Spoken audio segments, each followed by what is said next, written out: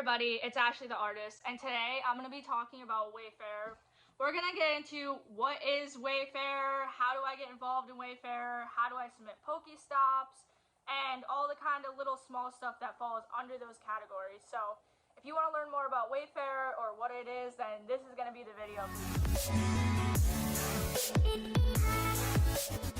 Way spots can be known or seen as Pokemon stops, Pokemon gyms, and portals in other Niantic games.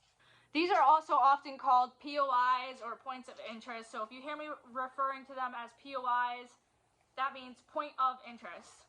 The first thing I recommend if you want to get involved in nominating Pokestops or creating them in your area is to go on Niantic's website. And what you do is you log in and make an account with the same Gmail that you use for your Pokemon Go account. That's important because there is a badge in Pokemon Go, and when you nominate in Pokemon Go, you want to be able to get onto your account and review your nominations and review other people's nominations.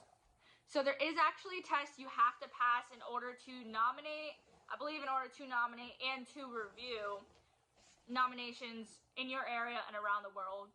This test is important because it makes sure that you have the knowledge and that you know exactly what's a good criteria for a Pokestop and what's a bad criteria for a Pokestop.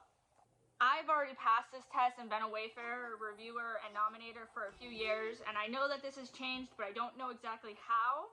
As far as I know, there is multiple chances now versus in the past where you've only gotten the 2 chances and then they pretty much said you're not eligible to review or contribute. I really recommend looking through all the categories and taking the time to truly try to understand them, because the more you know about what's eligible and what's not eligible will only help you get better, get quicker nominations, and also push nominations in your area. So the 2 main ways for you to get upgrades is from reviewing and earning your upgrade.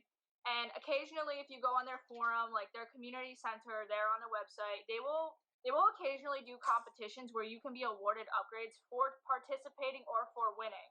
One thing I will suggest though is check your settings, because there is this little tedious button called automatic upgrade, like automatic applying for upgrades. Like, I don't know what the exact wording is, but it applies your upgrade automatically, so you do not get to choose which nomination the upgrade goes to if you get it in a certain period of time. It will just choose, I believe, your oldest nomination and just put it on there. So if you want to choose your nomination, turn off the automatic upgrades. So the nomination I'm going to be going over with you guys is a statue. It's at a college, and I think it's a really great example of an awesome nomination. I would 5-star it. So this nomination right here is a large statue. It's very noticeable. There are many reasons why I think this should be a Pokestop. Now, this is already a Pokestop in game, like I said, but I'm going to be talking about it as if I'm nominating it to kind of help walk you guys through the steps of how to get a nomination and what makes a really great Pokestop.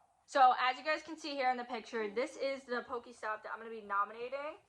It is something you can learn about the art, you can learn about the history and why it's so important in this area. Get some good pictures of it. You can actually take pictures and upload them after. What I recommend is making an album in your phone and putting pictures of things you want to nominate in this album. You might go out and want to nominate something on a rainy day, and that's not always the best idea because you want to get a good high quality picture. Low quality pictures will get rejected. Even if it's a really great stop, people can reject your stop just for being a low quality picture.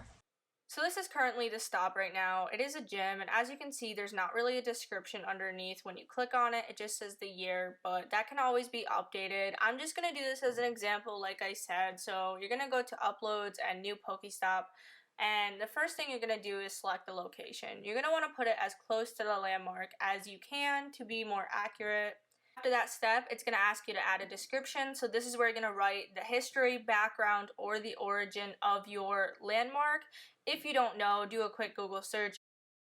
I'm going to focus on this area where it gives the background and origin of this statue, and then I'm going to kind of talk about what it means, what the history is, and possibly add the year in there as well to just give the reviewer an idea of why this is a great point of interest and why you should visit here.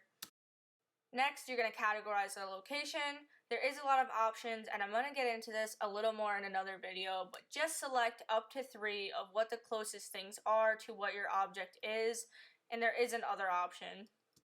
The last category is supporting information. So anything that you want to tell the viewer directly about your stop, because they know nothing about the area, they know nothing about your nomination. So anything else that you feel like needs to be said or explained about this nomination goes here. Then you can go ahead and select upload now or upload later and you will be all done. If you guys have any questions about Wayfarer, please comment them. Again, I am just a reviewer. I have just been doing this for a few years. I'm not perfect. There are still things I'm learning about even more, so I'm always open to learning more, but I'm here to tell you guys like what I know, and I want to just help people as much as I can create more gameplay, create a community in your area or all over. So I actually did reach 100 Pokestops last year alone, and these Pokestops ranged from in my local community.